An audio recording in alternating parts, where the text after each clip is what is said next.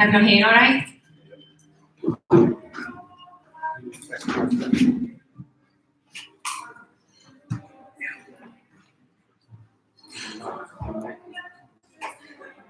He knows how to trim. If anyone walks out, be careful of me, Mike, please. So it's running across. No running out in a rage, is what he's saying. So I just wanted to start by saying thanks to everybody for coming to this debate. It is one of those things that's quite controversial, would you say, to speak about at the moment. People don't really want to talk about it, or when they do, they end up getting aggravated and not being able to have a proper conversation. So I've known Reiss for quite some time now, so obviously I understand where Reiss is coming from with the vegan agenda, idea, path, journey. And I also understand that Phil came to me and told me he'd also priorly gone down that journey, but had a different way of thinking about how, with things that happened to him in his health. And so, for me, it was just a good time to bring a debate together for everybody to have a chat, and for you guys to also throw in some questions to two really major experts, I would say, in their fields. So, thanks for everyone for coming, and the people who are watching as well, to our live stream as well today on YouTube. So, we're going to pass on to Reiss to begin with, who's going to tell us a little bit about his journey and how he ended up here. Yeah, it doesn't look like there's any major vegan activists, but I know that's definitely people who are most prone to outburst or have an emotional response to something that maybe Phil is saying. What you'll find is me and Phil agree on a lot of things. I don't eat soy. A lot of vegans eat soy. This is one of the reasons why Phil is turned carnivore.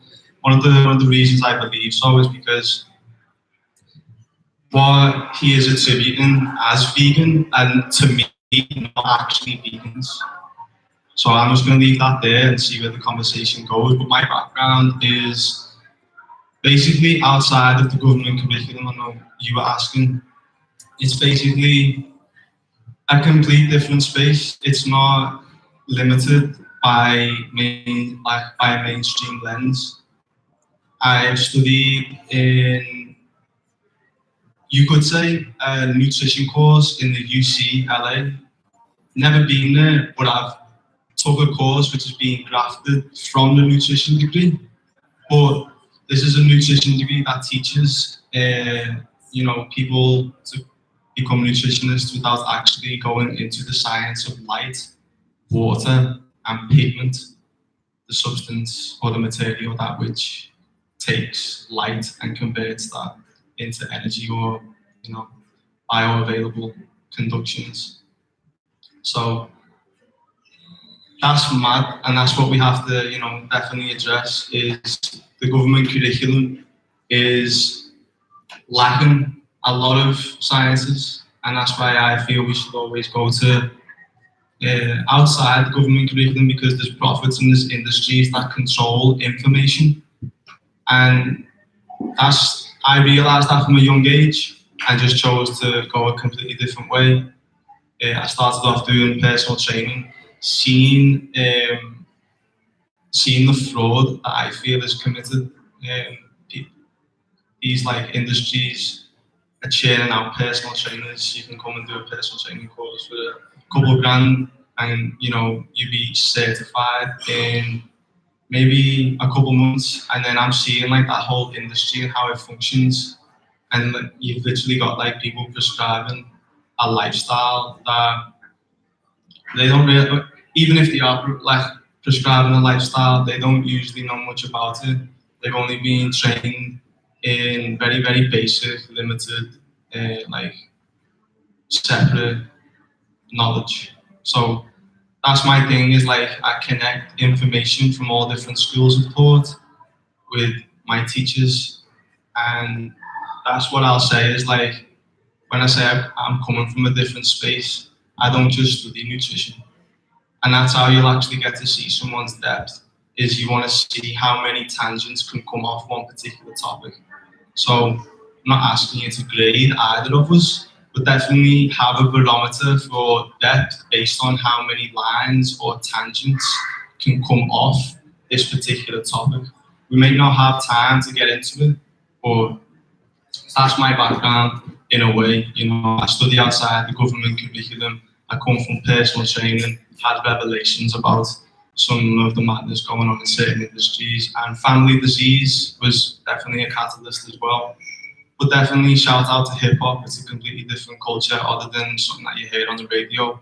That's my school of thought, you know what I mean? Thank you, Reiss. Hi. Can I just ask first of all, who have we got here? How many vegans do we have here? Okay. How many vegetarians? Okay. How many on any old diet? Any keto or paleo people? Any full carnivores?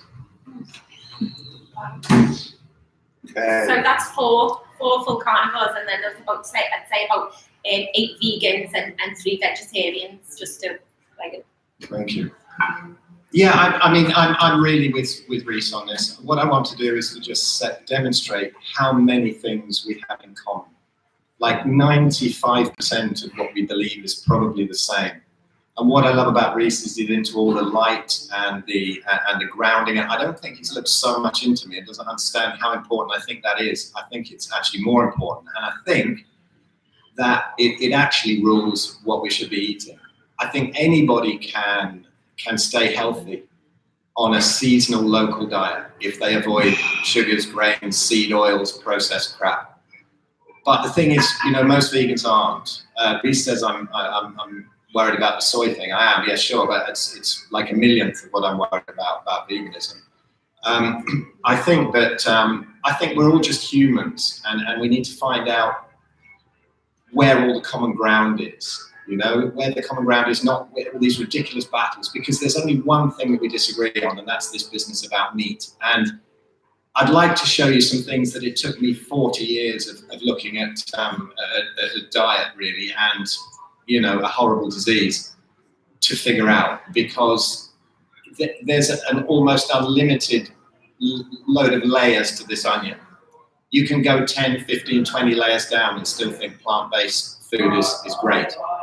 But I'm not here as carnivore versus vegan. I'm here just to take meat up from this awful reputation it's got as causing cancer, ruining the planet, you know, being unspiritual. It's absolutely none of these. And to take this 5-a-day nonsense and this plant-based, all plants are great, just down a bit and really point out just what the plants are that we're eating. You know, the plants we're eating now, fruits and vegetables, didn't really even exist in nature. They're flown in from other parts of the world. This is against all our circadian biology. They have a lot of anti-nutrients in that you might not know. We have Elliot Overton here, who blows me away with his knowledge of probably one of the most well-known, well-studied people on anti-nutrients, plant anti-nutrients I've ever met. And his stuff on YouTube and interviews are extraordinary. You know, there's loads of people coming across to this. There's if you're just looking at it from the perspective of you know, forks over knives, a few films like that, you know, websites of the vegan high priests, it's very easy to think that this is what's going on, and I think a lot of us did. You know, we've got great medical people all over the place, like Dr. Jeremy Ayres, who just walked in. He's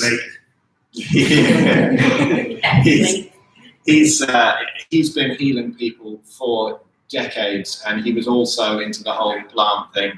You know, he honestly, I've never seen anybody take case histories and fix people like this guy does. It's extraordinary. All over the world he's worked, and with extraordinary success, qualified in almost everything.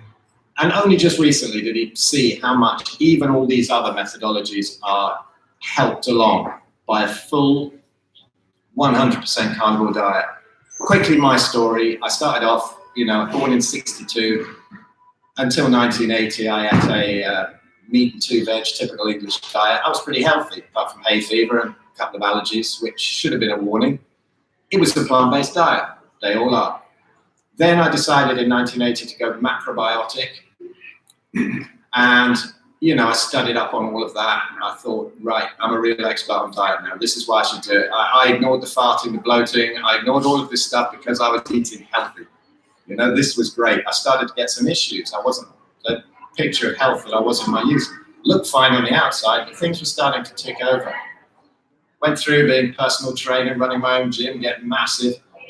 And, you know, to skip over all of that, getting involved in the TM, Transcendental Meditation thing, which, you know, pushes the Hindu side of this vegetarianism business, when they misinterpret Ayurveda, which, incidentally, the old text say there is no more nourishing food on the planet than meat.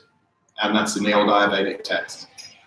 But you have to dig for that because everybody thinks it's about rice and dal. Anyway, then I got stuck in that, and I was vegetarian for a long time. I had periods of veganism. The only times I ever felt really good, the weight started to drop off because I was huge, I was very fat. And the only time the weight started to drop off is when I decided to spend 2 weeks on Atkins now and again. So of course the vegans will say, well, you were never vegan. But all my issues went away. I didn't need to swallow Rennies anymore. This is the biggest thing in the digestion that you're going to have a problem with. You know, it's the warning signs. And then I used to think, oh, I better stop because that's going to give me a heart attack. Saturated fat's going to give me a heart attack, so I better get back onto my healthy diet and my antacids again. You know.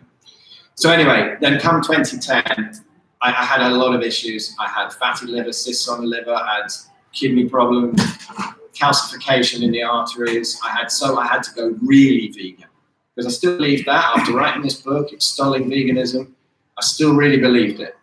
I studied so much. I can't tell you how much I studied. And then by 2010, I also had psoriatic arthritis, which is pretty much rheumatoid arthritis. I was crippled. I couldn't play drums anymore. I'm a drummer. I couldn't ride mountain bikes. I used to do that. I used to train, couldn't do anything. So I had to go.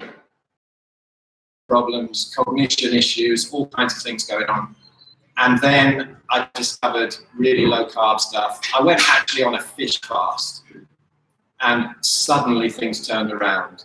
And I went keto diet, you know, because we all need a few vegetables and fiber, don't we? So people think, until about 2015, and pretty much reversed the arthritis when I wrote my book, which came to be a Kindle bestseller. And arthritis, the best thing that ever happened to me, because it was on an emotional, spiritual, everything level. And diet was only a tiny part of what I had to figure out. And then things came together. And in 2015, I finally realized you don't need fiber, you don't need vegetables, you don't need them at all. And so I'm living proof, you know, I blow my melanin out. When I was vegan, my hair thinned out, I lost my precious dreadlocks, you know, I haven't cut my hair since 1979.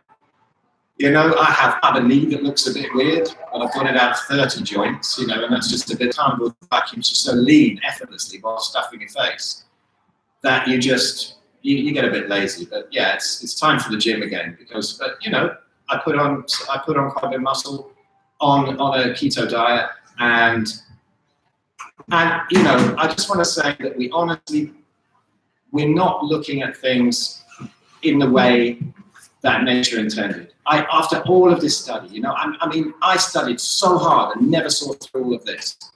All of that stuff that Reiss is on about, I absolutely agree with him. I really want to say that. He's just great with all the spiritual stuff, the light stuff. He's onto some real magic there. And I'm with him. But there's just this one thing about meat. But constipation, no scurvy, nothing severe.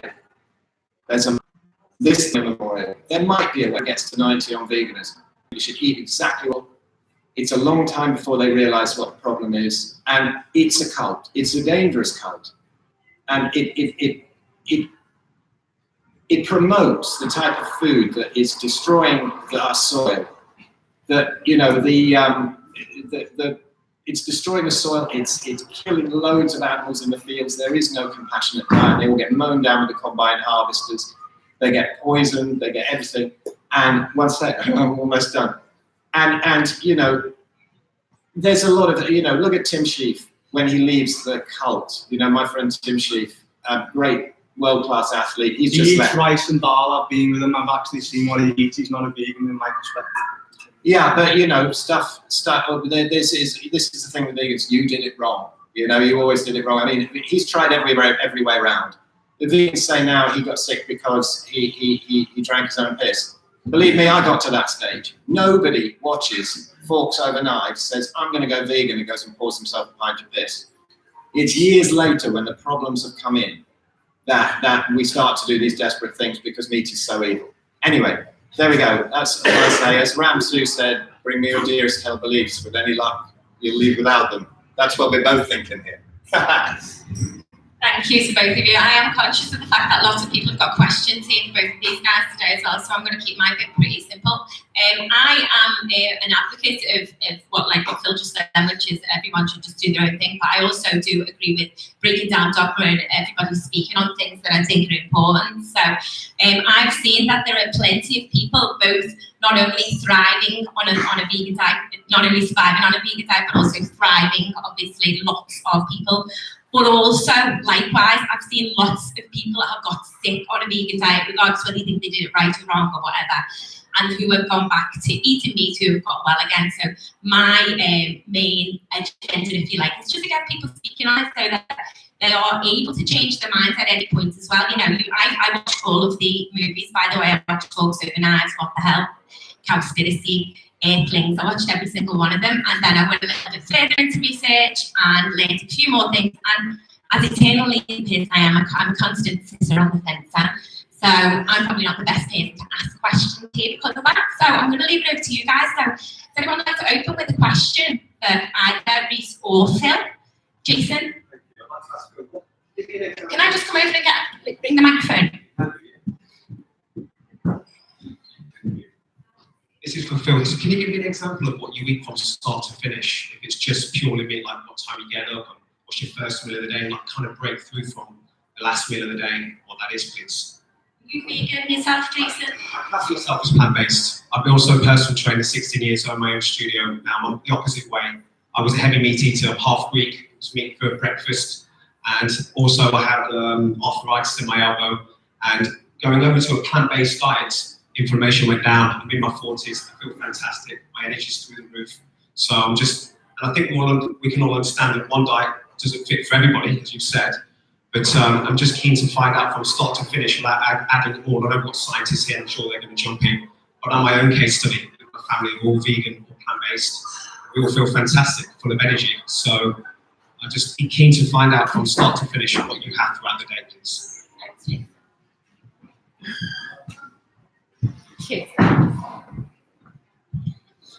Well, I've come across this a lot, and I had it myself. I think that the more healthy and robust you are, and with certain genetics and with everything else right, good emotional balance, light, Wi-Fi, I think people do well on a plant-based diet for longer and longer. I do see people blowing up, though. I will get to your question about eating. I come from this TM community. They were all very healthy through the 80s, we all were, and now they're falling to bits. It took till their 50s and 60s. And lots of my good friends are dying of cancer. I had one guy I thought was the healthiest guy there. They're vegan and now they have cancer because they've been vegan. No, I wouldn't say it's vegan. It's mostly lacto-ovo-vegetarian. It's a slower poison, I'd say.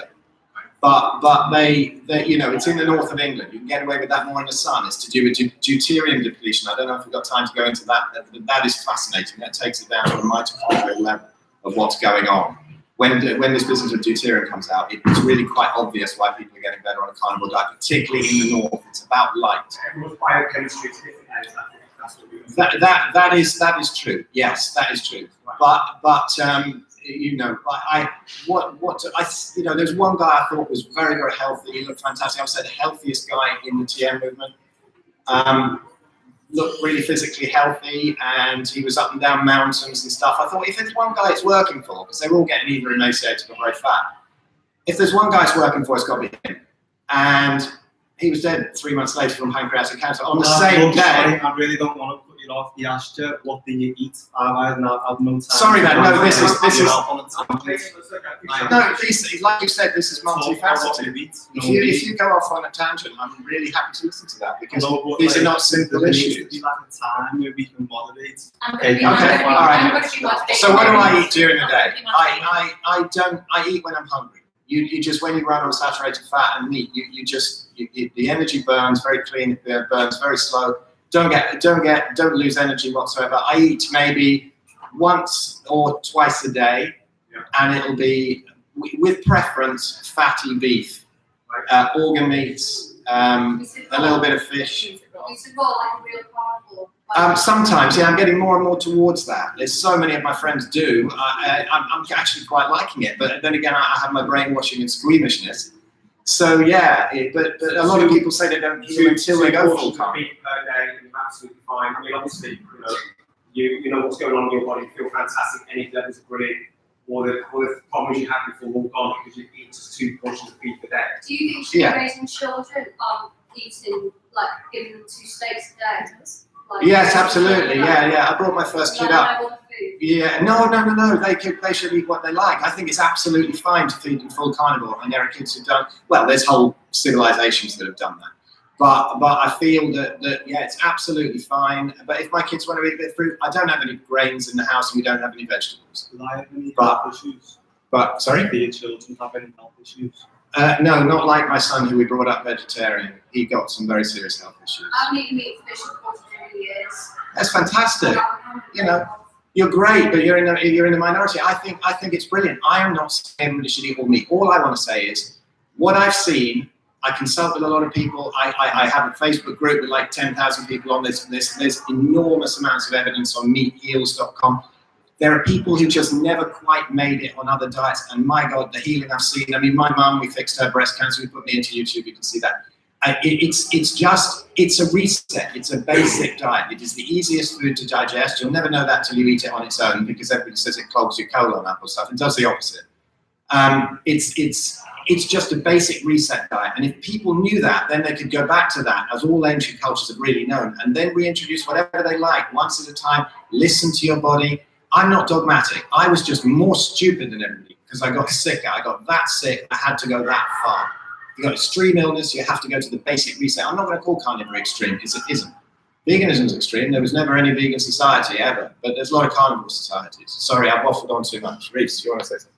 I think I've got about 15 minutes there, so let's get into some information. We are taking questions as well. Though. Yeah, okay, cool.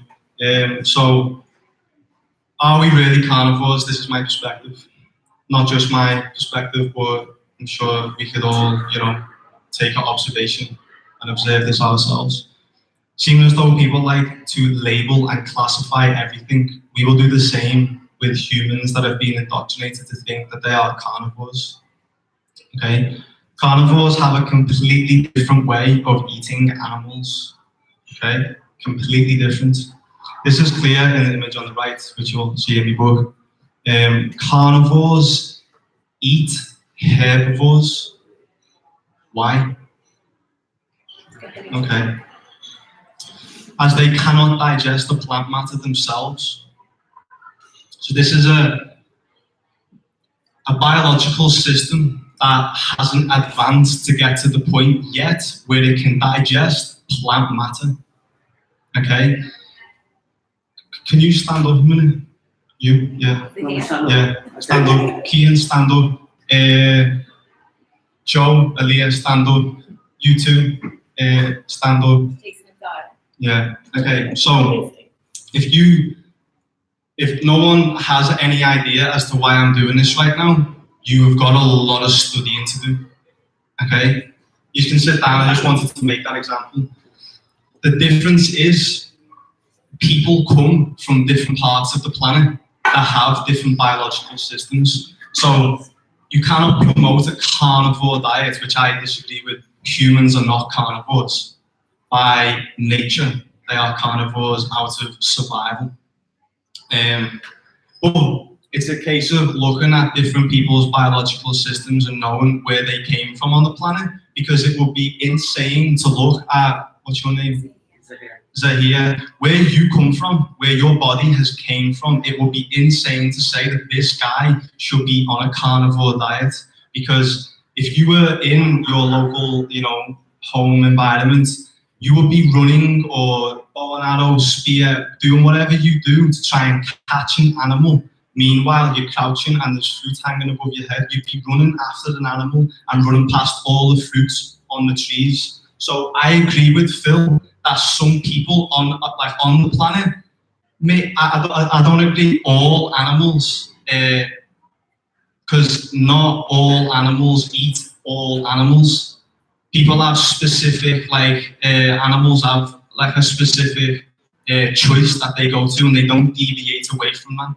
Like humans have got this arrogance that think, oh, just because we can do it, that we should be doing everything. I feel if you're going to eat an animal, eat a very select few of animals that come from where your biology has been raised. You know what I mean? So it would make no sense to be eating things or animals that don't come from where you've come from. But the issue is that we have today is everyone is hybridized. You're looking at me, I don't even know where my granddad comes from on my mum's side or on my dad's side. I come from somewhere from Portugal. You know what I mean? So I don't, like, my biochemistry doesn't even come from the polar regions. So I have come from a place where people have not entirely ate meat or relied on meat to survive. So all those people that I asked to stand up, that's the same. If you've got brown hair and black hair, black eyes, brown hair, brown eyes, what you're dealing with is a haplotype. And have you ever mentioned a haplotype before? Mentioned it. I've used the word. I know. Okay, so this is a conversation that we need to discuss. It's the haplotype which will determine what type of food you should be consuming.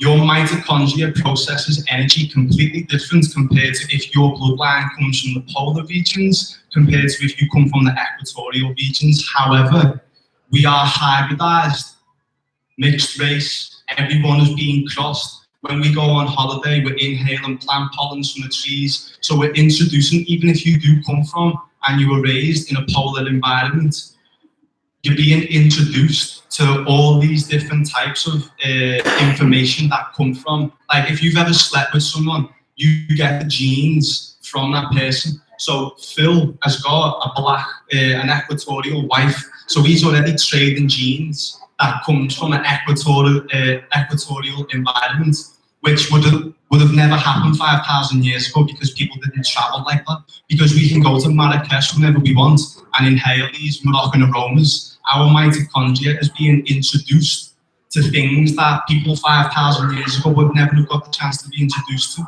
So everything is hybridized today. So it makes no sense to be only living the way cavemen did, because cavemen were not coming across the same information on a herb and spice level, on a sex when you trade genes level, everything, you know what I mean? So everything is hybridized. So yeah, I agree, some people have came, of course people have ate meat for thousands of years, but those people are not the same as those people who were eating meat thousands of years ago, you know what I mean? We've got Eskimos, we've got different tribes who, when you, like there's a study that I've got on my laptop and I would have loved to have done a presentation. You actually see that these people who were only on carnivore diets had plaque in the arteries because they froze. You don't even know what plaque is. What's plaque? I'll ask you this question dead quick. Plaque is something that plaque is something that builds up in the arteries to actually help you. What's something you can't just gloss over that? Okay, it's very, very specific. Yeah, it is what the body produces to patch up the arteries when it's inflamed. What is it though? It's cholesterol and, you know.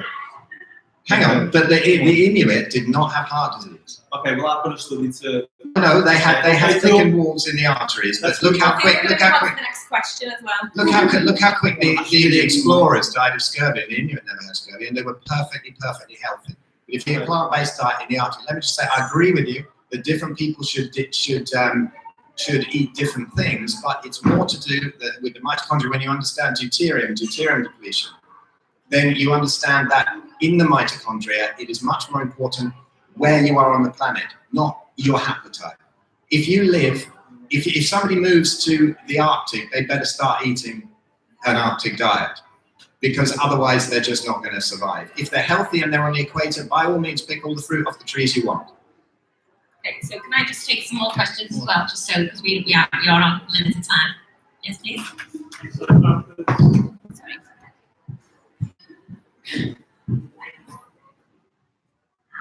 You just said that the Inuit populations are perfectly healthy. Not now, they're not. Sorry, not now. Okay, so Not for a long time. do you have any epidemiological research taken from the 19th century which you're referring to, which shows that Inuits, used to not have high prevalence of heart disease? To explain as to why they do now and didn't before. You see, this business of epidemiological research and stuff like that, let's look at this. I mean, vegans always say, this is just an anecdote, blah, blah, blah. Whereas epidemiological studies are anecdotes, and they're gathered from people who fill in little forms, things like that. All these studies done saying meat is bad for you and whatever. You do know that there's a couple of guys, particularly one, David Klurfeld now, who is speaking out. He was on the committee that said, World Health Organization, when they said that meat caused cancer. He's now speaking out saying how it was one of the most embarrassing times of his life. He was pushed through by the Seventh-day Adventists and, all the people on the committee, all the vegans and vegetarians on the committee. Now, Inuit live to ripe old ages for that hostile part of the world. All tribes have lower average lifespan because they have infant mortality, they suffer accidents, they don't have trauma care, but these guys live to a ripe old age. I would rather take my advice, my information on the Inuit from people who went out there and had no agenda one way or the other. There was never this diet debate back then. Who just went out there and actually lived with them and reported on their health. They did not have our chronic diseases. They had other problems, but whereas the polar explorers went out there and died of scurvy within about 3 months on their packed biscuits and dried meat and stuff, and rice and beans or whatever they took. But if they went on a diet, or that the Inuit diet, they would not only avoid scurvy but heal scurvy. And there's all sorts of things in the population saying, oh, this mummy had thickened walls of the artery. A lot of this in all sorts of tribes has also been put down to a lot of smoke inhalation in the huts. But this is the one thing that they're going on about the Inuit. The Inuit were, even if they live to 40, 50 years, you're going to live to 4 or 5 months on a vegetarian diet in the Arctic. Look at all the explorers, how they died. And then they go across, read the old books, actually read the old books like Stephenson's book, Fat of the Land, and see what went on before the grains hit the trading post. And then all the health went right down, and it will much quicker. And that was early last century when the grains hit the trading post. Correct me if I'm wrong, anybody who knows the date. But anyway, the Inuit have been buggered for a long time.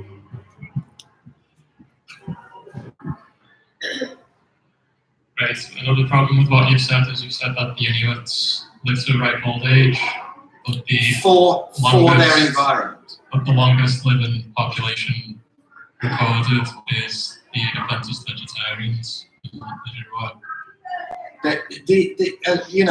A lot of this business about blue zones and stuff, it doesn't take into account a whole load of other things, right? Look at their sense of community.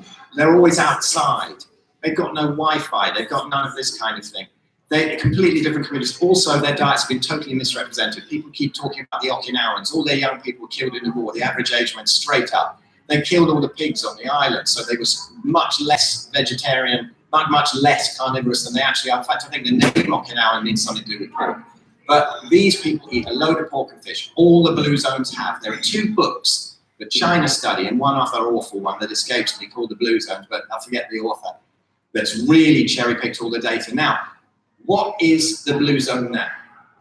The blue zone on the planet is Hong Kong. They eat actually more meat than pretty much anybody else.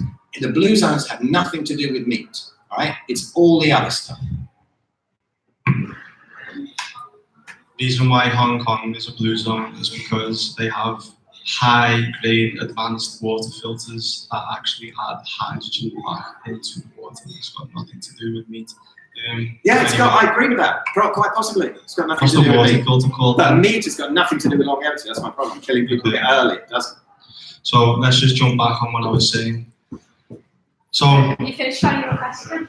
carnivores eat herbivores. Why? Because their biological system is less advanced than herbivores. If you cannot digest plant matter, by nature, you're burdened with the stress of having to physically expend high amounts of energy to catch and metabolize and process energy out of that animal, because animals that have more advanced biological systems don't have that burden. So you could also see animals by nature that are carnivores are almost cursed, because they go days without eating and risk the whole life sometimes, like if a cheetah or a lion doesn't catch on a specific kill, you don't know when that next flock or gang, I'm not sure on the specific word, of antelope are coming past, so it's by opportunity and by survival that certain people or certain animals have to eat meat, and also down to their biological system. So when a lion kills an animal, it goes straight for the stomach and the intestines, where all of the fermented plant matter is, because its biological system cannot digest the plant matter itself. So that's a less advanced being. So now it has to risk. Yeah, I'm just gonna read. Carnivores eat herbivores as they cannot digest plant matter themselves due to proper enzymes needed to break down vegetation being little to non-existent. The stomach pH is far too acidic to let the vegetation in the intestines, where it can begin to ferment and produce certain gases, which actually decrease the risk of death and various other things. Like, you can actually rebuild your bone marrow from having a high fiber diet. This is all proven clinically. Humans cook animals. Animals don't cook other animals when they're carnivores. So we're the only, so if you are gonna, subscribe to the carnivore idea, then you have to be an actual carnivore. Kill it yourself and eat it raw, because you're the only human that cooks and seasons the meat. Why is that true? Why do you have to do You that? don't. Because that's You said you make the rules. because they're true. Read what you like. Because if you're, well, look, okay, watch. Humans cook animals, animals don't. Humans store and preserve animals in This is an idea fridges. from a book. It's not, watch. It's nature. Humans store and preserve animals in fridges and freezers, treating them with ammonia, nitrates, and other toxic substances. Animals don't. Humans season flesh. Animals do not use herbs and spices to make flesh more appealing months after it has already been killed. Check his body language. Humans eat domesticated, hybridized, genetically modified, and antibiotic-fed animals, whilst true carnivores eat wild animals. So what are humans then who eat animals? I'm not saying don't eat meat. I'm not coming to say this. I'm saying that we're not carnivores, because carnivores eat animals in a completely different way. So that means we have to find a New name for new carnivores. name. So what is this? You know what I Meat mean? eaters, So maybe. what are humans who eat animals? Necrovores. Necro means death or dead body or corpse. Vores means to consume. Necrovores equals months old factory farmed corpse consumers. Carnivore equals animals that kill another animal in the wild, eating its flesh there and then, raw. So if you can't kill that animal yourself, skin it and drain it and eat it raw, you're not dealing with. That sounds like an ideal. It's not, because that's what other carnivores do. Okay, well, take it away from the name carnivore. What we're actually debating here is a fully meat-eating diet over It's a a necrovore. vegan. Whichever way you want to call it, it doesn't make any difference It's really. not a carnivore. For this. Okay, so meat eaters and vegan way of eating, plant way of eating. Any questions? Sorry, yeah. What's your name, sorry? Jen. Come on over. You're vegan or carnivore at this stage? Meat eater, plant eater? I was kind of putting this question to both of you. So you agree with me about light, and certain foods would grow higher up. They would be more associated with light. So how can you agree with that if you don't eat this? When you're dealing with fruits, right, and plants, these organisms grow directly off other organisms that are rooted directly into the earth. Okay? So when you eat a fruit off a tree, that tree has got roots that go deep into the earth. herbivores will eat that fruit to get the light. People that can't digest plants themselves because they're burdened by nature, almost cursed with the actual physical labor of seeking a stressful experience to just gain sustenance, because you can't evolve that way. They will eat the animals that eat the food that has been grown in the light, you know. My big thing as well is just look at what was achieved by a culture and the lifestyles that they practiced. The only people that have ever advocated a huge meat consumption by choice are like Romans and Greeks. They copied everything from Africa. So now, who are the greatest, I'll just say, the greatest civilization that we can bear witness to? Civilizations that have built the greatest monuments.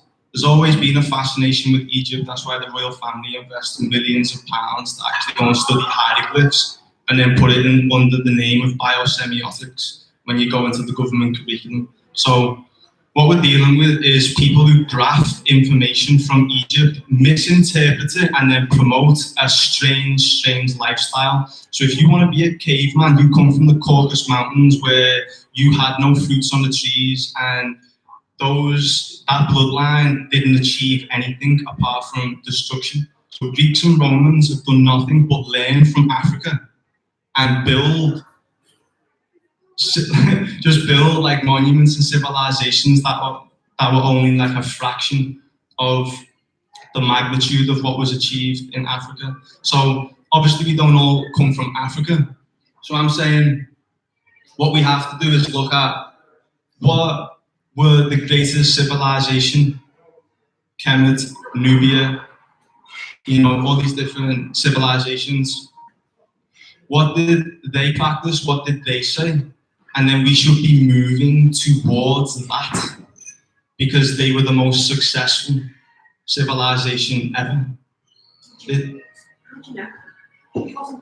Well, can anyone else build pyramids? Please. I mean, if you look at the Egyptians, I mean, they used a lot of kind of slave labor and probably for a load of grains. No, you didn't. Well, okay, maybe they didn't. But if you look at them, those modern diseases started to come in as grains were there. In the Greco-Roman era, when they were colonized.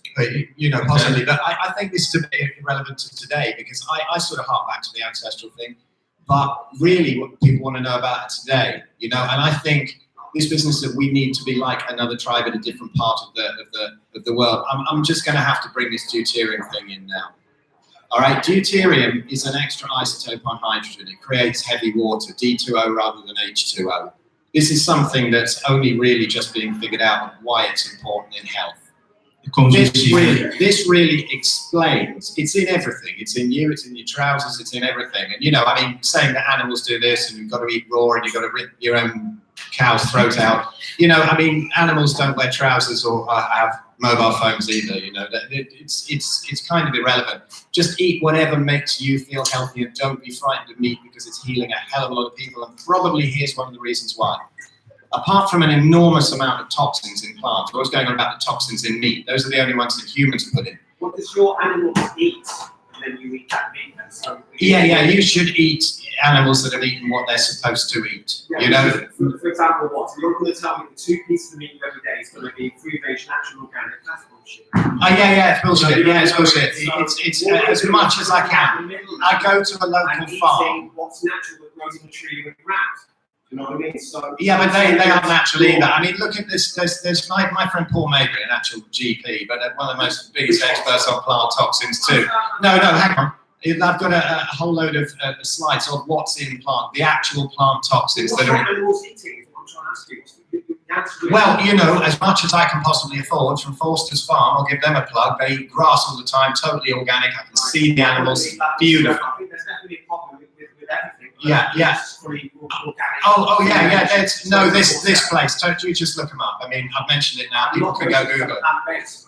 Yeah. But I mean, plants come out with the toxins. Plants already have toxins in. A lot of toxins. They have lectins, they have glutens, they have You're oxalates. eating that as well, and you're eating that, and we're eating that. Yes, and agriculture. You know, eat what you like. I'm just trying to explain why it's okay. I'm seeing both sides of the coin. I'm just hearing what you're saying. It's just Yeah. away from ancestry this, ancestry that. Right here. Right, that's why I'm trying to bring it back to deuterium. If you give me a minute here. Okay, right, deuterium, right, it's in everything. They found that when there's high levels of deuterium in the cell, it basically blocks up the mitochondria. They can't spin, they can't produce ATP. Where does deuterium come from? It comes from plants. The nearer you get to the reproductive side of the plant, like a seed or a grain or a fruit, the more deuterium there is. That is why they grow in the sun. That's why they grow in the summer. That's why berries come out in the summer. That's because they're safer to eat because we're supposed to be eating them. If you're eating a banana and you have something autoimmune and you're in a block of flats in Manchester, you are really going against your circadian biology. That's why, and when you eat saturated fat, exactly as happens in a camel, the cells produce their own deuterium-depleted water, and this actually hydrates people. This is kind of science now, you know? Sorry? What berry is that? I don't know. Ask Elliot. Elliot might know. Elliot will probably be able to answer in the break. We're having a break in a couple of minutes. Elliot's brilliant. I am not an expert on plant toxins. I just know they're real. Yeah, but look at a lot of the other ones.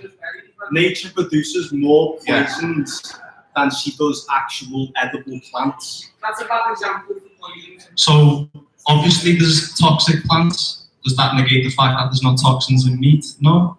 There's over 80,000 edible plants. There are no, and there's more toxins, more name toxic plants. You name me one actual naturally occurring toxin. Before, you know, this awful factory farming came about, we injected it with crap. Name me one toxin in meat. Nitrogen in excess. Let's go into it. Okay, so look, he's not aware of white blood cells. He thinks white blood cells are the immune system, you know what I mean? You've got no idea about life. Why are people healing on it so much though? Because they're finding homeostasis in a necrovore, cannibalistic nature. Cannibalistic nature? Watch. You have two types of cells, plant eukaryotes and animal eukaryotes. We are made out of animal eukaryotic cells. To eat another organism that is made from the same cells that we're made out of, animal eukaryotic cells, is to eat yourself. It's cannibalism. Out of survival. Reiss, the whole universe is one, man. Plants are just as close to us as that on the scale of everything. That's just really splitting stuff When you up. eat meat, right? You want to get into the spiritual side, that's great. But when you really see it, honestly, the universe eats itself. And really, this business of cannibalism, you see, again, eat what you like, but I'm going to have to stress how much, you know, we have this sentience. This is a kind of an arrogant thing, thinking that maybe, I think trees might well have a higher consciousness than us, much more in touch with nature, much more in touch with the universal field of everything. And who knows, I just have an open mind on this. But I just, all just here to blow up these myths. Eat what you like, but listen, just be realistic. Let's look at this cannibalistic thing. Okay, you eat something, we kill something, we eat it. It has a use, and we have respect for it. Believe me, we have respect for it. But look at what happens in the fields. You know, this crap that's fed to the factory cows, it shouldn't be because they should be on the land. The crap that's fed to vegans, to McDonald's eaters alike, right? All of these people who are on plant-based diets are causing the death, not causing that, but they're unaware that their food is part of the death. You know, you have to strip whole systems. No, I'm in the middle of it, I've got the mic too. You have to strip all the fields bare, you have to strip all the environment bare, then you have to, no, absolutely not, I just said. That's what, did you hear what I just said? I started that with that, saying that's what is fed to the cows, which it should not be. And it should not be fed to the people who eat the bun on the McDonald's burgers either. We are all in this together, right?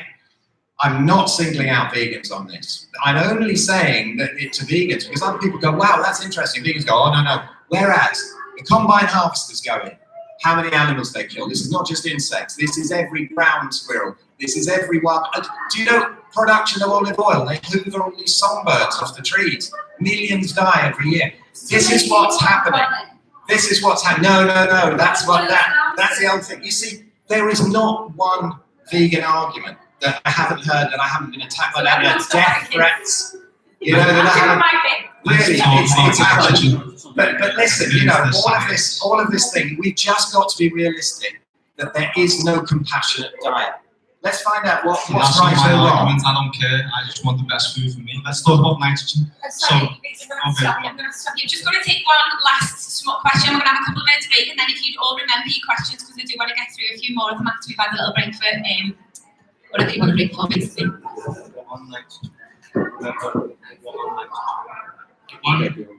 Talks about the carbine combine. Guys, can you just take this question, please? And you can One point about the combine harvesters, that seems to be quite a large part of the case. Is you make it sound like mice are basically just mowed down, you know, in the actual place. Well, and deer and all kinds of animals, not just insects and stuff. What you're missing out is that in fact what happens is that the mechanism by which the mice die most often is that they sense vibrations in the ground, and you know, mice are walking through the crops, and so they'll run out into the field and then they'll be picked off by predators. So that's the mechanism by which they die. It's not that they get trapped in the that's actually true, yes. But there's a load of other things too. I mean, if they don't get got by the combine harvesters, then they spray the shit out of them with Monsanto. You know, this is who we should be against. The big agriculture, you know. Machine as much as they sense the vibrations in the blade machine. Well, okay, we're talking about mice. Let's talk about all the other species. In any way, humans going in there. Yeah, but it's just right. It's just a red herring. It's still humans fucking up the environment, isn't it? You know, that's what we're doing, and we think that by eating more plant-based, we're going to save the environment. This doesn't happen, you know. When you say we can eat whatever we like, where do you draw the line there? What can't we eat? I don't draw the line. I think the crap that I ate that made me that sick was the best thing that happened. People is again, you know, a choice, and this is another way the vegans go. When Western Price went round, vegans always go. When Western Price went round the world, hang on a second, I'm answering this dude. When Western Price went round the world, he found that people only went cannibal when they could not get enough animal protein, and that's what happens. No, I'm not a cannibal. No, I don't promote it, but I know it happens. Why did it happen? I doubt if people just decided to suddenly eat their auntie. I think it was desperation, and that's usually what it is in a survival situation. So, you know, don't tell me I'm condoning cannibalism or anything. I'm just realistic that it has happened. It doesn't happen in my house, okay? Yeah, and I don't want to do it. You know, it's just, you see, vegans create these straw man arguments, like, oh, so you condone cannibalism. No, I don't. I don't condone anything like that. I don't condone, you know, I just say everybody has a choice for what they do, right? If somebody eats my kid, I'm going to blow their head off, right? But it was their choice to eat my kid. Don't do this business, you know? Don't do this nonsense of like creating these straw man arguments. Well, you know, my position is probably exactly the same as anybody else's on cannibalism. It's kind of horrific, but if I was in a plane crash, you know, and I was stranded in the Andes, I'd be looking about for the corpse with the best buttocks, you know what I mean? And so would everybody else, probably. But fortunately, it hasn't come yet. Huh? It's not my position, so it's confusing you.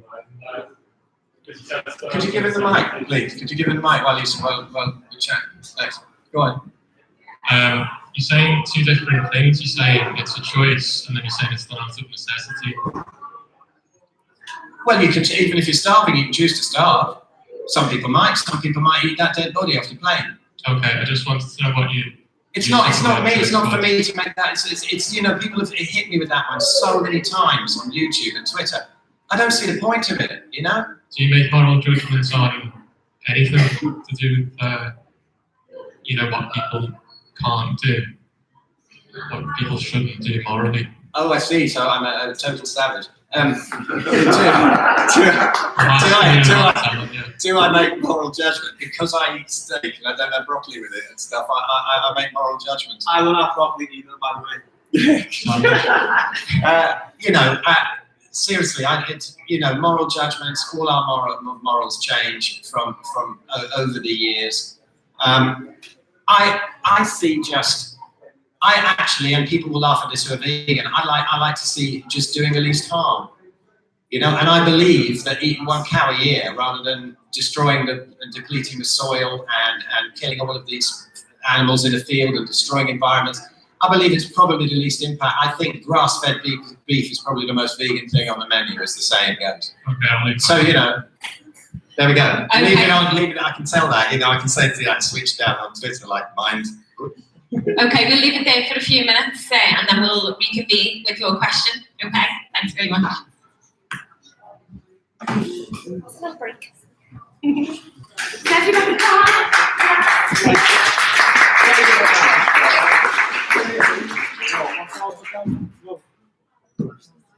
What's me microphone? Oh yeah. So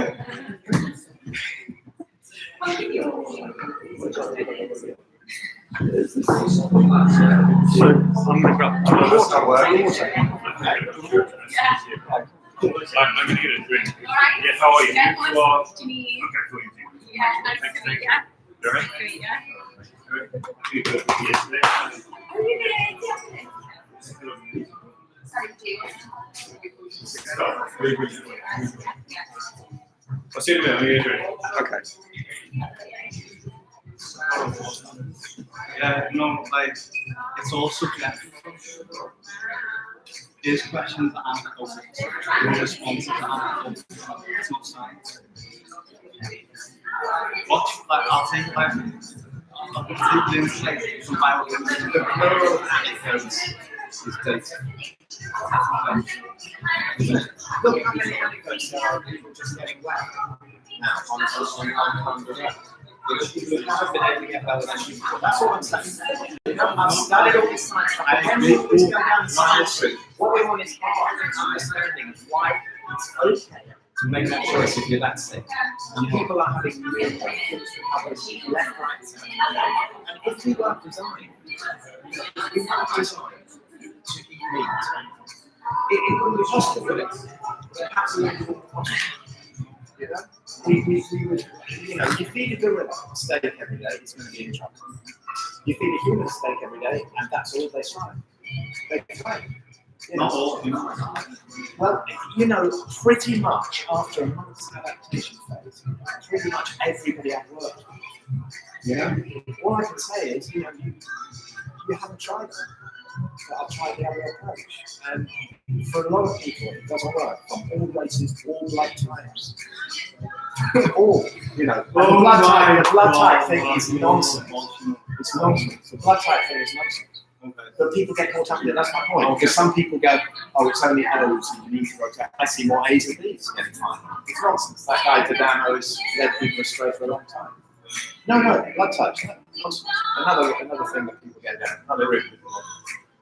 Yeah. Oh, good God, no. I was stuck in it for a year or so. I thought, that makes sense. It doesn't. It's nonsense. So, you know, yeah. Have you noticed though, like the main arguments with veganism, they're still subjective, they're rooted in emotion. Yeah.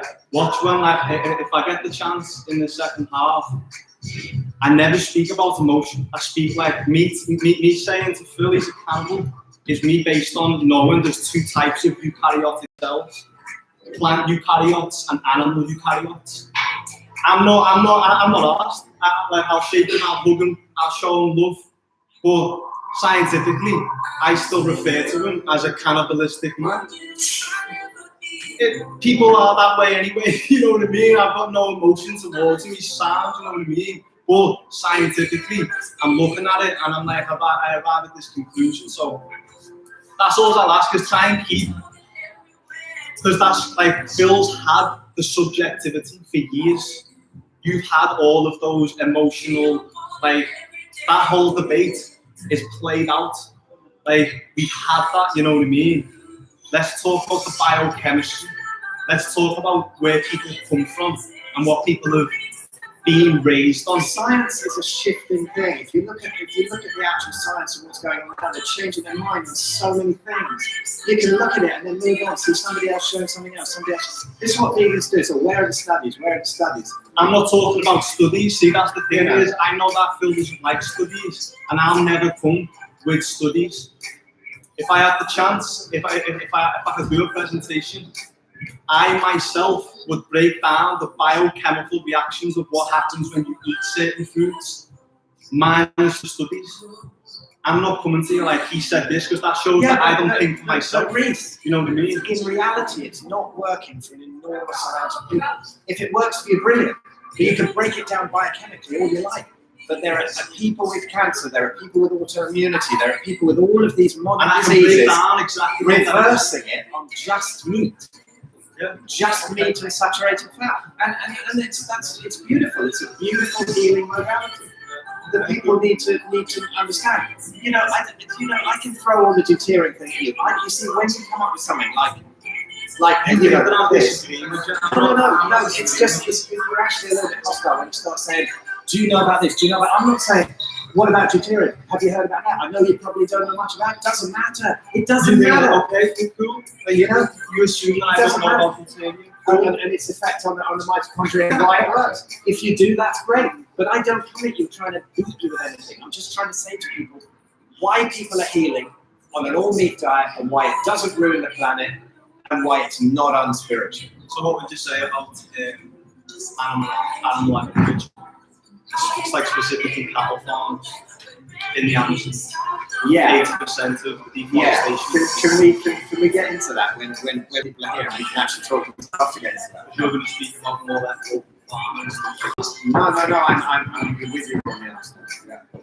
I am. There's a whole load of horrendous stuff. Absolutely. So that's like, you've got soy plantations and cattle farms.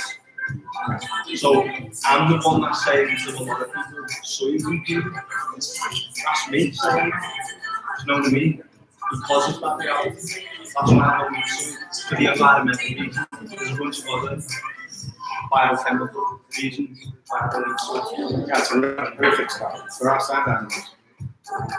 Yeah, so like if you're promoting like meat, then you're promoting in a way deforestation. Not exactly. No, that's black and white way of looking at it. Okay, all right, let's get into it. Even if not everybody's here, they can watch it later. Okay, this has come up between me and Reiss, so let's get into it. I've been saying about deforestation and factory farming and stuff like that. I'm totally with him on this. I think we messed up everything to do with farming. I think that honestly, that all this land has been cut down for what? For factory farming, for feeding all the cattle soy and grain. All of this kind of stuff is absolutely hideous. Actually, if you look at it, a lot of problems are in other countries, like even in the States, where they have these appalling great pig farms and chicken, battery chicken things. The cattle are actually grazed for most of their lives. I didn't even know that. I was with even when I went carnivore, I thought, oh my God, I really don't like the factory farming thing. It's not black and white. They're actually kept on grass. If we could, there's only about 2% of the world's land that can actually be used for crops. Actually, there's about 25% that could be used for grazing, sides of mountains and stuff, without chopping any of this forest down. This again is a straw man argument. It doesn't make meat bad. It just makes our ridiculous farming bad. And it's down to the big corporations, the agriculture companies. These are our enemies. Like vegans and carnivores shouldn't be in each other's throats. Eat what you like. Let's look at what's actually happening to the planet that's being funded by, all the drug companies and the agriculture companies. These are the ones that we're against. And honestly, yeah, if you eat an animal that's eating what it's supposed to eat, it does you no harm, and it can really heal the gut, like they're showing in paleo medicine in Hungary. Pretty much leaky gut is not being healed when there's even a little bit of plant matter left in the body. See, I deal just with very, very sick people all the time. I deal with people with autoimmunity. I've worked with people with diets all my life, in every single different diet, and I cannot believe what this carnivore thing does when the last of the plants go. We all thought it was insane, totally insane. Everybody who's ever eaten carnivore thinks it's insane. I did most of my life. How mad is it? Sorry? Why don't I eat fruit and veg? Because I pushed myself into a severe state of autoimmunity. And when you have done that, you kind of lose your privileges of fruit and veg that would be fine for 90% of the population. But some people trying to get well are not getting well when they've got a little bit of fruit and veg, and they never guess it. I'm just here to say, if you haven't tried it, you don't know. And if you have any issues, whatever you're eating, if you're fine, just do it. I'm not interested in that. I'm interested in very sick people, particularly the autoimmune people who come to me, and they are just getting results like that. The dangerous thing about the vegan diet is you get initial tremendous results, and then a lot of nutrient deficiencies down the road. You know, but it doesn't seem to be happening with carnivore. My mind's open. I eat organ meat. Some people just eat steak all day. I think they might run into some nutritional deficiencies, but some people have been on it 20 years. They're fine. You know, but if you eat organ meats, there is everything you need nutritionally for a human without any of the problems that keep the gut leaky.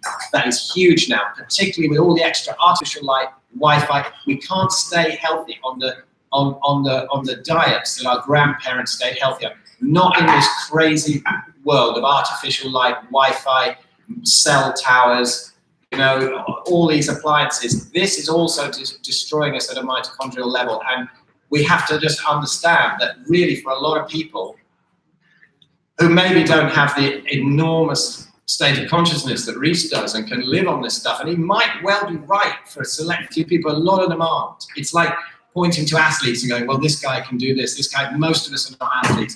Most of us have not been able to get well on a plant-based diet. And my God, I cannot believe how insane it is how many people are healing on this carnivore diet. All I can say is, if you haven't tried it, just look at meatheals.com, look at these, okay, they're anecdotes, but they're in there thousands and thousands, if not tens of thousands of now, and it's amazing. All carnivores pretty much have been vegan, vegetarian, tried everything on the way there.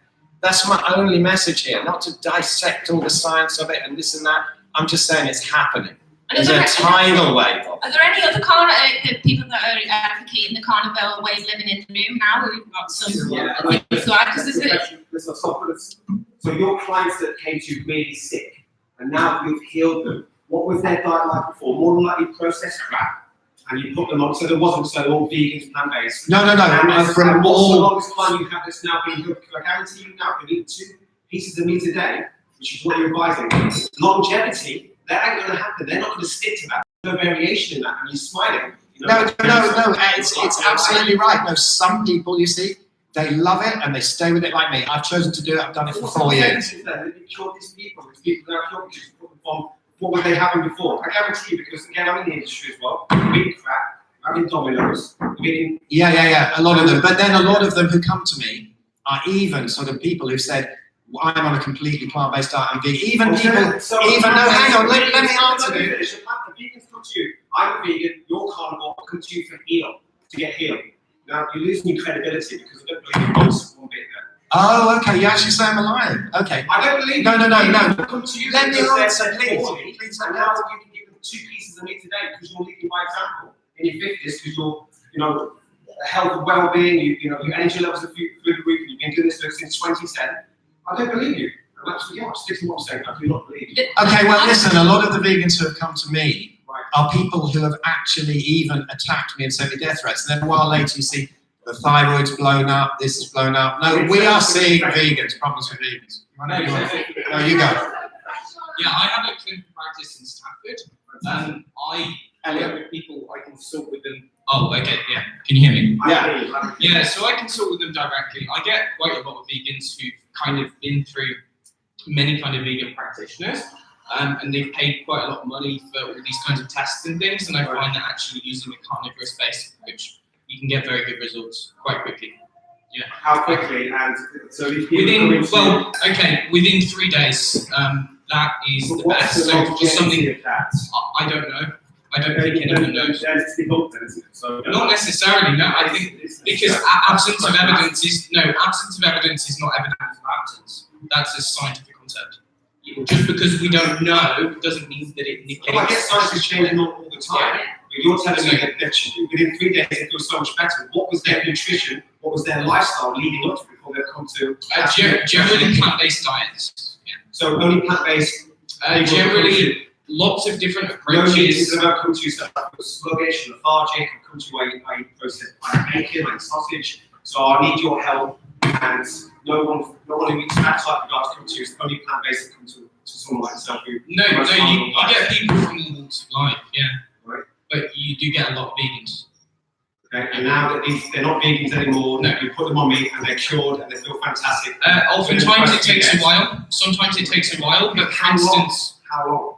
Well, it's highly individual. As I said, We've got an individual case here. If we could just move over. So you have got a personal example. You've just been telling me in the break. I had no idea, by the way. So do you want to share a little bit about your story for Jason? Well, listen, I work in the military, so I go deep seeing around the world, Somalia, Caribbean, whatever. Goes on board the ship. My uncle goes on me, same as Phil's. Never even met Phil before. The first time I met him, I was like, sorry for swearing, what the fuck? Blamed her on the boots, thinking, you know, if I'm going to go out of the business, I'm going to get compo for this, from being real. Never worked, because went to see a rheumatologist in London. Had a blood test, sorry, in Bahrain. He said CRP protein is 17 milligrams, should be under 3 milligrams. Right, everything, you know what I mean? For starting, anything, salads, fruits, sweet, bacon, sausage, you know what I mean? Didn't even think about it. 3 months I was in war. Flew me home from Bahrain, went to a specialist in London, 3 specialists in London. They said to me, yeah, you need to go for an x-ray, done another x-ray, come back and see a rheumatologist. In between that, I went to see a rheumatologist, done a 5-day water fast, all the symptoms gone completely. I couldn't even walk. Symptoms gone, started introducing, because I met a girl, talked to her by the way. She said, start eating a plant-based diet, introduced cauliflower soups, vegetables, started coming back, the joint pain. And I said, I don't care about carnivore, I don't care about vegan, I'm just saying what's working for me. You know what I mean? Case by case. Case by case. And of course they are. Whatever works for you. I've been eating carnivore for the last, 2.5 months now. I don't promote cauliflowers. I'm not interested, to be honest with you. I know, but this is the issue, because what everyone's calling No, I'm just saying, listen, cheese soup, whatever you want to call it, I don't care. Parsley soup. That's not a vegetable though, a cauliflower. I'm not interested in what's a vegetable, just whatever. It's a fake vegetable. So no you dissect something, what doesn't you dissect? No, because you're... Alright, you tell me a vegetable then. You tell me a vegetable. So the vegetables... Tomatoes. Hold on, the vegetables... Celery. The vegetables in the mainstream mind is not actual wild vegetables, so no wonder these problems are coming back, because people are loading up on carrots, broccoli, cauliflowers, white potatoes. What do you have then? Wild broccoli, Swiss chard, kale, cabbage. Kale. So I you know what I mean? Kale. Okay. But inflammation. Bang. There's a multitude of reasons. It's beyond diet. Like everyone's saying, he was vegan. He could be staring at blue light every night. Could have negative emotions. Do you know what I mean? So it's beyond. You sound like me now. I know, because we're on a lot of things. We're on a lot of things. Just be a bit more open. If I'm completely honest with you, you just seem to be one-track minded. Phil seems a little bit more open-minded. Because that's subjectivity. I'm trying to stay on track with the science. I'm telling you that that's a hybrid vegetable. That's not a natural vegetable. Cauliflowers don't exist in the wild. So that's why I'm saying that these problems are still arising in what people are calling plant-based, which to me are not natural plants. The hybrid plants. And I've just told you, the Portuguese, the French, the English created all these different. I just told you, everyone's just that cauliflower. It's not even one. So as soon as I started implementing all soups, Tesco, and all of them, every different vegetable, raw, vegan, vegetarian, went vegan. Yeast extract. Natural flavouring. 3 weeks, 4 weeks. No, but if that's the only thing with the symptoms, you come back straight away. So for 3 months, I'm not saying it worked, I'm not saying it didn't work, I'm just saying how I felt. Introduced plant matter, come back, and I was thinking, that just doesn't make sense. Found the carnivore thing with Sean Baker, which when I found Phil. took everything out, gluten, wheat, sugar, dairy, the lot, steaks every single day. Nothing.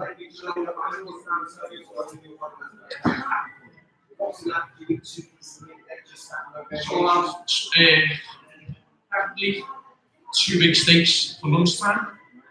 If I'm hungry later on, I'll have another steak, and that's it. I just go on how I feel.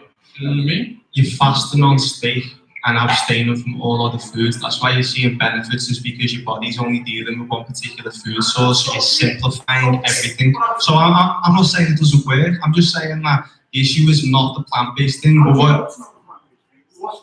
Yeah, I know, because what you're calling plants, to me, are not plants. They're fake plants. I said I went vegan, so that's so many different vegetables. I'm just never had one No, I know. You just pick up one. But you know, there could be refined sugar in there, yeast, all kinds, because there's actual vegetables that contain excessive amounts of nitrogen. And what this does, when he's got a personal experience where he's healed from meat and he's an advocate of it and it's worked for him, so I think it's just a personal thing. Sorry, can I just take another question? Yeah, sorry. Yeah, I'll come on to you, sir. Could it not be the case that all this anecdotal evidence is just linking to people who are in the extremes? So I don't know, say someone's got an autoimmune disorder and it happens to be that a clean carnivorous diet benefits them, or another person could be a clean vegan diet benefits them. And the fact that for the majority of us, could it not be the case that if we just eat a clean diet that's a mixture between meat and vegetables, it's absolutely fine for us? Absolutely, if you've got all the other stuff right and you're okay. But if you are in a real state of horrendous health, all I can say is what I've seen. And this isn't just me and a couple of friends, you know. This is tens of thousands of people that I've seen the case histories of on these carnivore groups.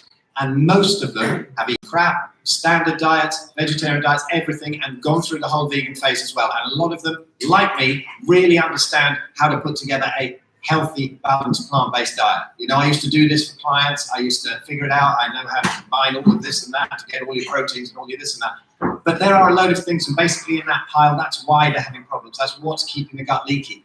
Now, vegans just say, well, it's just fasting on meat. It's an elimination diet. Yes, it is.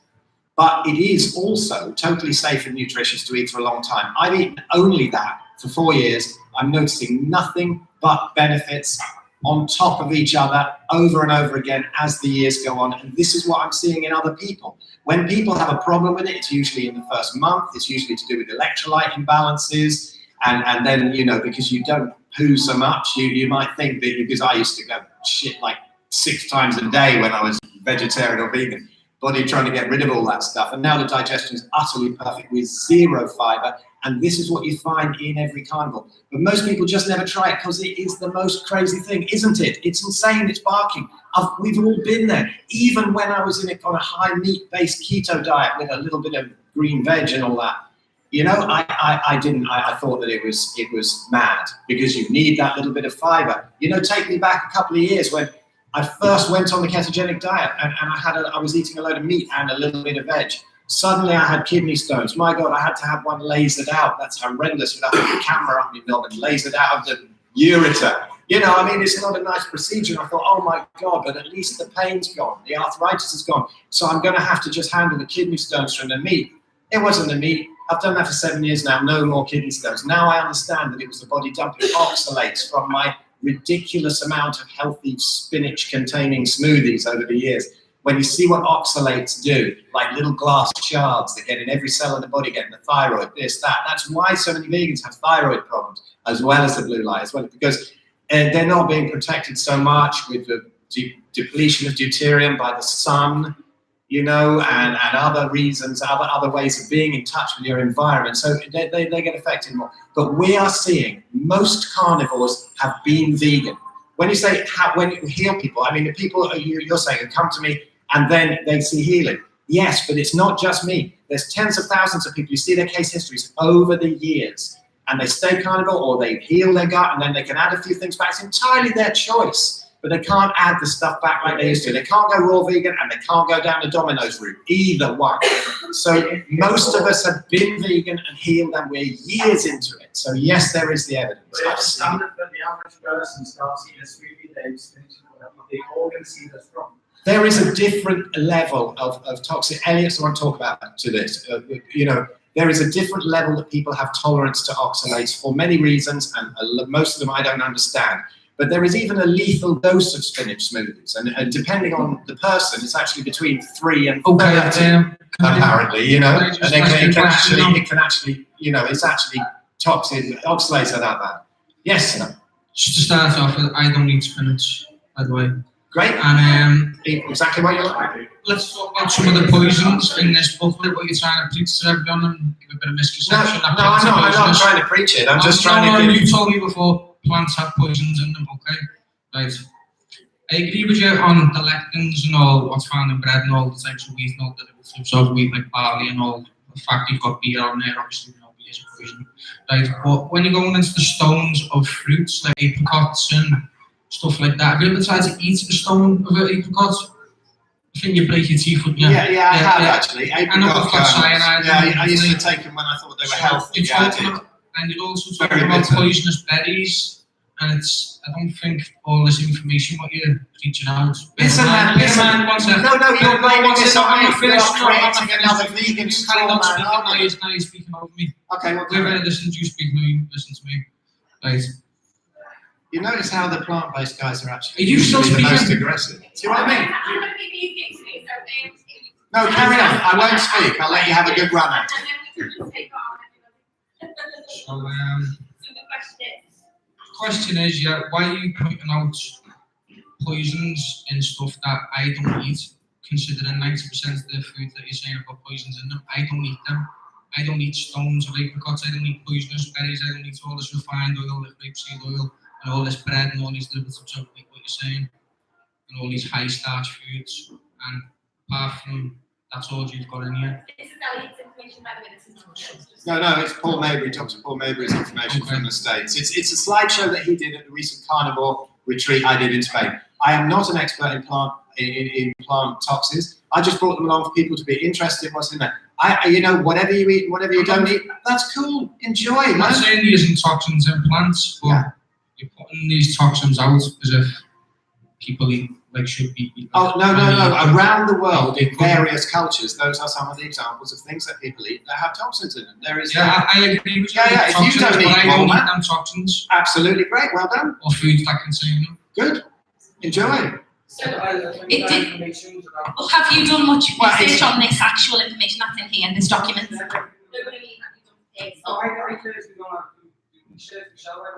Okay.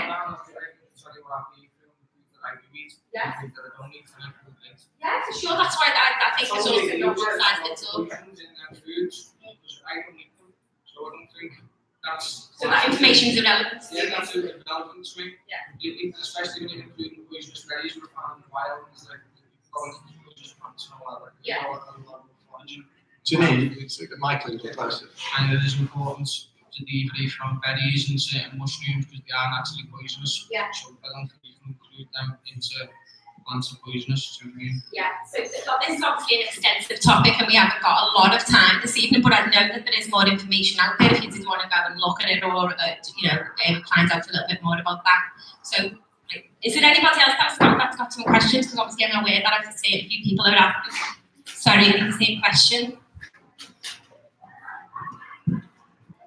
Jason, I'm like you, I'm on the fence, I veg and meat on this, but no, I'm the city boy in my family. Most farmers have been for literally hundreds of years, and they're sheep and cattle farmers primarily, and they look after the fields. It was interesting because I came in at the break and it was about Monsanto and all the rest of it. That's awful. I think what's an also fun. I'm going to have a chat with you later about cauliflowers and sprouts not being vegetables. I love them. And I sort of see what's in it and go, that's good for I've liked sprouts since I've been a kid. I think it'd be a bit strange, but I think what's important, I think you've got to look at what you're eating. And there are farmers out there, they're not all murderers. There are farmers out there who look after those animals and really take care, and they look after the land. They make sure it's all drained properly. They're eating, as you said, grass, and I think you've got to be careful with some vegetables too, because I'll look at the large farming, and they're putting chemicals in the soil and on the plants, that can't be healthy. Just eat it naturally. That's all I'm saying. Absolutely, yeah. I'm not, beautifully put. And when I see farmers who really know how to farm and take care of their animals, they love them. They're not. There's a lot of business about this animal cruelty, right? I really think there's a lot of problems with pigs and chickens. But I think a lot of this vegan propaganda has got out of hand. I learned something really interesting the other day. When, you get these, apart from the fact, now this is alleged, all right? But, so I'm not saying this is true, but I've heard of vegan activists going to other countries and paying people to do this kind of cruelty so that they can get it on film. When you hear, actually, and I've listened to so many cattlemen, so many people who actually really have experience of this, and you say, have you seen these things where they're dragging these cows by their back legs and stuff? This vegan propaganda film, look how horrendous this is. Actually, do you realize that a lot of the time, these people are desperate. Once a cow's been down for like 36 hours, its chance of survival is like 10%. And they're winching them up and stuff. Often they're trying to save their lives, and the vegans have used this. Now, I'm not saying there's no animal cruelty. There really often is. But if you listen to the people who actually work in these places, listen to extensive interviews with them, they love their animals. They're saying, why the hell would anybody kick it? If I had somebody working for me who did anything like that, they'd be straight out. And you talk to the actual, and most vegans live in cities. They've never been down to these farms. Even I was taken in. I wasn't taken in by the diet side of it recently because I know how healing meat is of these propaganda films. But when I now see the other side of even the cruelty side, I realize just how crazy this is. And I believe that vegans are becoming the foot soldiers of really the big corporations destroying this planet and wrecking our farming and putting the focus on entirely the wrong things. How many young people will be turned off meat by a cow being dragged by I was, but when you actually listen to the farmers and they go, do you know what, I'm seeing this from a different side. They're seeing calves, right? Look at this calf, it's staggering around, it's been taken away from its mother, it's malnourished. Okay, if you're looking at it with the farmer's eyes, look at the belly. Is it orange? Have it just been dabbed with iodine? Damn thing's 2 hours old, of course it can't walk. There's lots of stuff that is just misrepresented. It's just busting the myths. Eat what you like, but keep it grass-fed if you want. Keep it natural if you can afford it. We're all into everybody saving the planet. This is why we should be together, vegans and carnivores. We're after the same thing. The problem is that we've lost our way and we're focusing on the wrong things. And we're being totally misled about what's going on. When really to do the farming right, I see people healing on supermarket meat. It is not ideal.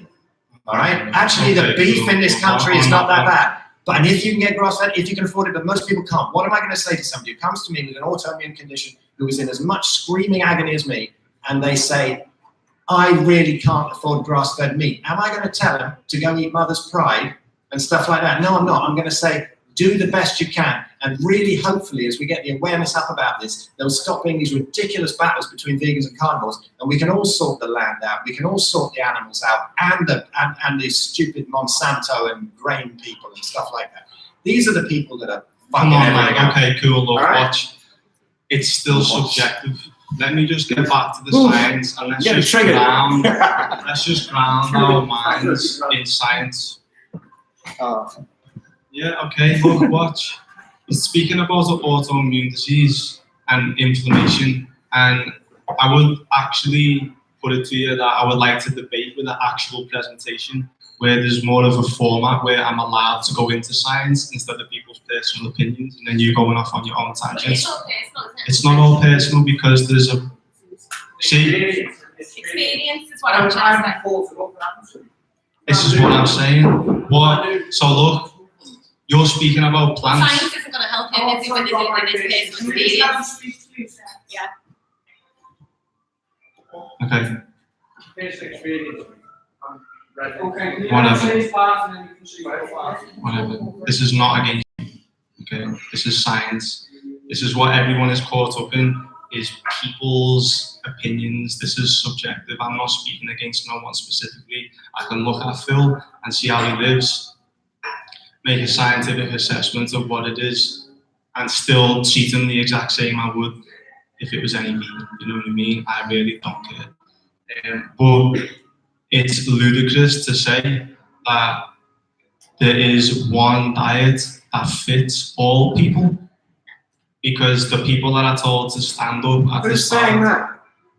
Well, that's Not me. okay, cool, but you're not addressing haplotypes, you're not addressing where people And you're not come just from. addressing deuterium, so I think he's both not addressing person. I said deuterium comes from seaweed, and I also say that you create your own deuterium when your molecular hydrogen levels are optimum, which comes from the filters, or it comes from what you can consume in your diet. This is why Japan's and actually have blue zone, is because they create molecular hydrogen with these water filters. See, this conversation, like, I feel like completely out of what I can actually go into, because I'm just caught up in what everyone's saying. I would really love to speak about hydrogen and nitrogen and go into the chemistry of things. Dude, I had a lot planned that I haven't got into. We have to go with what's Sorry, there's another question. I was going to say, I'm someone that suffers from chronic illness, and I have changed diets and I have tried things, and I actually travel a lot, so to many different places and different countries and stuff. And I don't know, but I just feel like, say, changing your diet for like 4 weeks. I've done it because I've travelled, and sometimes changing a vegetarian diet in India made me really sick because I wasn't used to the amounts and the level of control of my food when I was in certain parts of India. When I was actually on a vegan diet in Thailand, best I felt, but it might have been to do with the sun. I was out more, I was getting the sun more. Yeah, there's major factors. So what I'm saying is that my chronic illness changes a lot when I travel. I also say that if you haven't tried exclusion diets, like how many people that you've said you put them on the 2 weeks a diet, you've actually said, okay, maybe you are gluten, it's gluten, maybe it's dairy, maybe it's something else. You're excluding that from the diet. No, these are people who've tried mostly absolutely everything, because carnivore is the most insane diet that no rational, sane person would ever try. So it's the last thing. Some can, some don't want to. I don't even want to. I've lost my taste for it. Don't want to. But if you want to, that's cool. I've always been a rebel. I like the rebellious nature of it. I love it. It's great, isn't it? I'm still standing here. I've cured all of these issues. Like my friend Amy Van Oostden says, another carnivore, isn't it amazing how all the problems blamed on meat and saturated fat disappear when all you eat is meat and saturated fat? I'm not here to say everybody should do it, but if somebody can really badly autoimmune comes to me... And that's not the same for all people. If somebody comes to me with autoimmunity, I've not seen it fail yet to go completely carnivore for some time. And then it's entirely their choice. You can reintroduce one thing. You see, I spent many years taking one thing away at once. It eliminated. I'd see if it's that. I'll see if it's that. But there's too many noises. It's like 20 people in the room shouting at you. Don't notice if one walks out. What you need is one person singing. Then you can hear a harmony. Then you can hear a third harmony. So there really doesn't appear, unless you've been bitten by a Lone Star tick, there doesn't appear to be anybody who is allergic to beef and water, right? There just doesn't seem to be, right? But there is this Lone Star tick thing, blah, blah, blah, blah. But apart from that, sort of version of Lyme disease or whatever, but apart from that, nobody seems to be sensitive to that. Take it back to that, totally safe to eat for far longer than your average vegan diet, and they're fine. And then you reintroduce one thing at a time. Maybe egg yolks is the first thing. Introduce some fish back. Okay, and then you get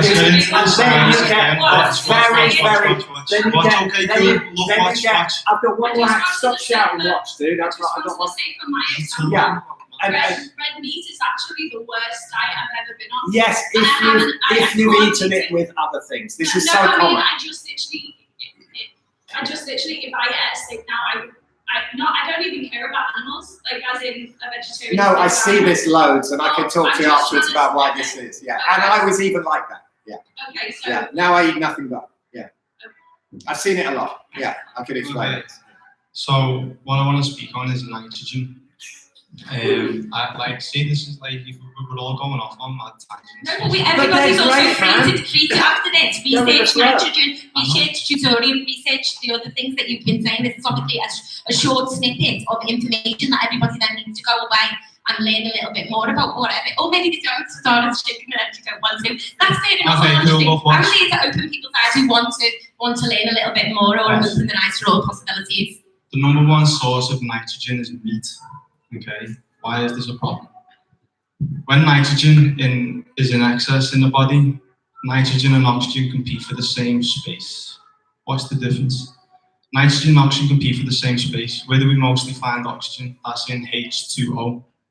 Okay, so when more nitrogens come across a smaller gang, so to speak, of oxygens, nitrogen pushes oxygen out of that molecular bond, which most commonly is H2O. Okay, so now H2O is converted into NH2.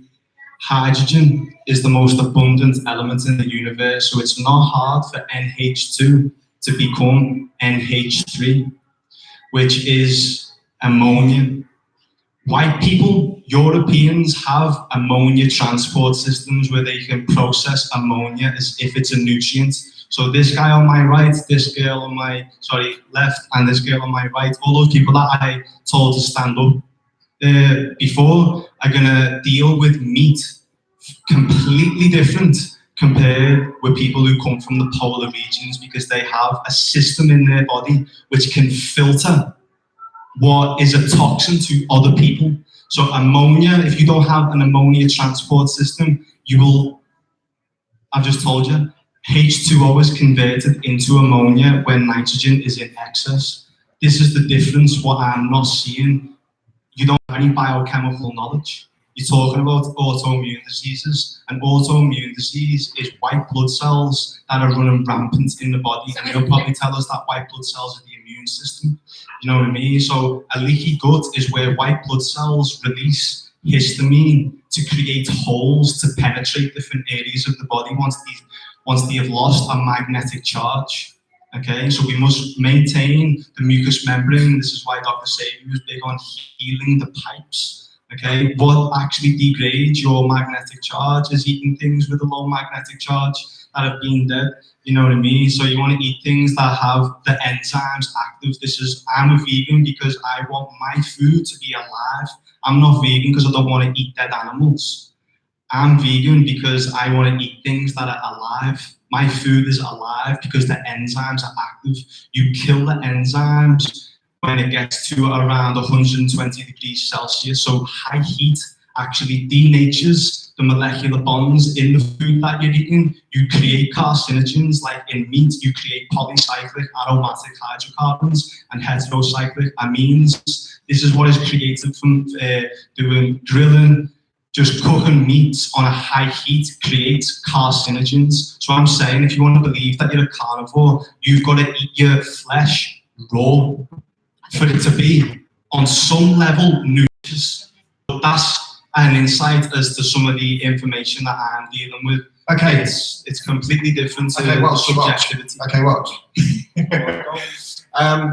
Right, yeah, this is. Can I ask you a question? What is an autoimmune disease? If anyone studies my book, you'll just be, way above this. But go. Right, I'm going to start with where I was going to start. A lot of this stuff is stuff that I wrote about a long time ago. The thing is, it just isn't seeming to work in the real world. I've had to throw out an enormous amount of knowledge. There are certain ways, the stuff that he's saying has certain truths chemically, but it just is not happening. And this haplotype thing, I mean, look at it. My partner is from is Tanzania. Now, she was diagnosed with Graves' disease. And she wasn't even getting many things wrong. She was also vegetarian for 20 years. And she was diagnosed with Graves' disease. And now, in the north of England, with her haplotype, she is now amazing, the endocrinologist who has never seen Graves' disease reverse so fast as she is reversing it on a really high-fat PKD diet, which is called Paleolithic ketogenic, which is the two friends of mine, Sophia Clements and Csaba Todd, two doctors at the Paleomedicina Clinic in Hungary. The stuff that they are doing there is going to revolutionize diet. And they can see why this is happening, and she's reversing it. And it just blew me away. This is an autoimmune condition. It's actually a very tricky one. Hashimoto's thyroiditis is a fairly simple one to sort out. But Graves is a little bit nasty, and it's also, pretty dangerous in the early stages. an autoimmune disease, everybody has a different view of this. So which would you like me to give you my opinion or a cherry-picked science of what an autoimmune disease? I'm sorry, mate, there is no science. Otherwise, rheumatologists would be curing autoimmune diseases. Science or theory, but we do have to pack it in. There is. Don't just want to pick up. I'm challenging challenging Phil to a 3 hour, 4 hour, 6, 7 hour debate. All right, I'll tell you what an autoimmune disease is. Bring a presentation and watch. We're going to go into a proper format where there's a moderator. You'll have to pay me for that one. You get half an hour. I get half an hour. You get half an hour. Here's what an autoimmune disease is. An autoimmune disease is that for many reasons. This is getting into a little bit of a tone. I'm trying. Let me just answer that one because he says I can't answer it. I just want to keep it on the heart level and on the experience level. An autoimmune disease is when the body becomes confused, the gut becomes leaky from various things in different people, normally plant-derived, that take away the mucosal lining of the gut, that ruin the gut flora, which nobody understands either, to be honest. Then the gut becomes leaky and various proteins get through. Now, some of these proteins at a molecular level resemble certain tissues of the body. So the body, having attacked the proteins that they don't like gluten in wheat, then it will see a similar molecular structure within, say, the synovium of the joint, right? And it will go in there and it will mistakenly think that is a problem, and that's what happens. Then inflammation comes. What's in the body? Not only that. Super vague. What is it in the body, or what is the body does this? I just told you what it was. It was when the proteins come through and they misidentify due to a molecular structure in a similar tissue of the body. What is they? The immune system. What's the immune system? Millions of different factors. Go into it? No, because I honestly...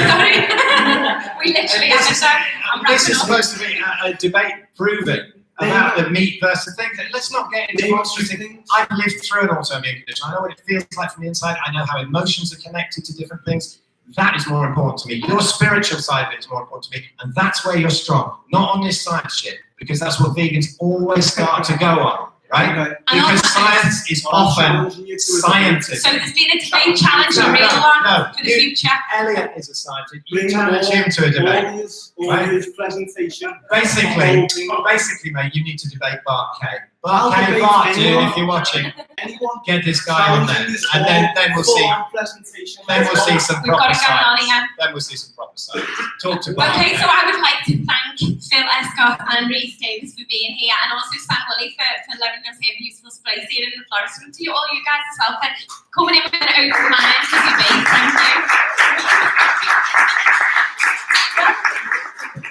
Thank you. Great. I'm out.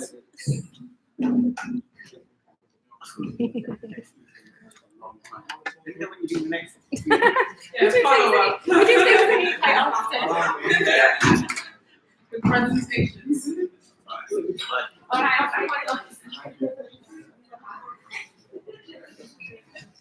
All guys?